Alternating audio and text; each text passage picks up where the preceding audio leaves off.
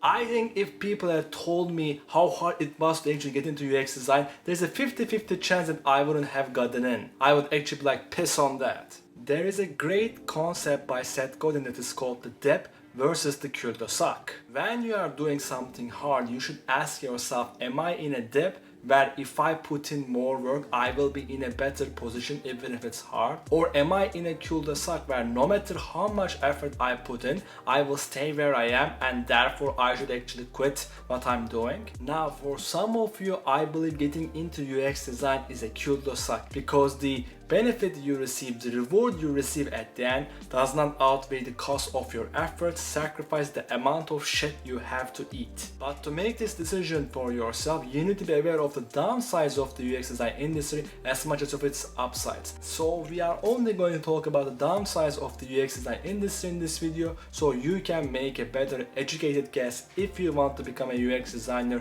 in 2023. First problem we have is breaking into UX design industry is a lot harder than other technical careers such as being a project manager or being a software engineer. There are a few reasons for this. First, the market is getting saturated by the recent bootcamp graduates that actually spent 8 to 12 weeks of actually learning UX design and are now looking for jobs. Here is the actual data from the government of Canada. Between 2019 and 2028, there will be labor surplus, meaning the amount of designers that will be in the industry far exceeds the demand from the companies that need UX designers. This causes the competition to be fierce. Second, because the UX industry is still relatively new, companies don't know how to step-by-step train a junior designer into a senior designer. So instead of taking a risk and hiring a junior level talent that they don't know what to do with, they opt for hiring senior designers instead. For example, in the recent 2022 survey done by UX Tools, where they had over 4,000 submissions, over 80% of people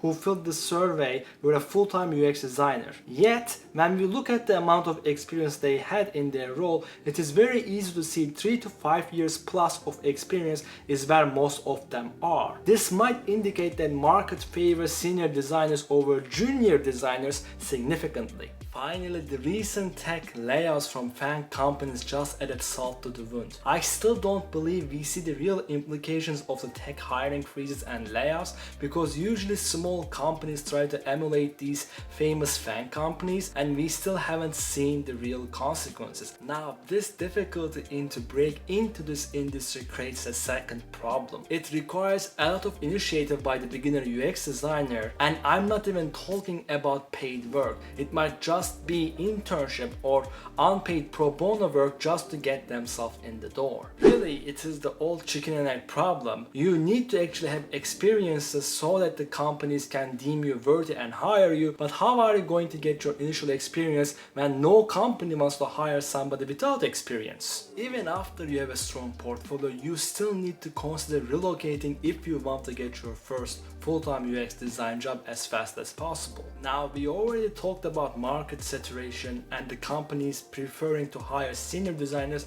instead of junior designers initially. Both these problems first make it very hard for you to find the jobs that you are eligible to apply, and second, you are going to be in competition, so you probably need to be applying for more jobs that is necessary to get that first job than in other industries like being a software engineer or being a project manager. And I had considered relocating too. Before moving to Waterloo, Canada, I actually lived in Halifax, Nova Scotia. For example, here is how many UX design jobs are on the city Halifax in Gloucester at the time of this recording. And here is the total number of UX design jobs across Canada. For me to get a job, I had to actually apply for over 250 UX design job posts. Now, if I only considered Halifax, which was the city I lived in, it would actually take me full year to actually get that much submissions in.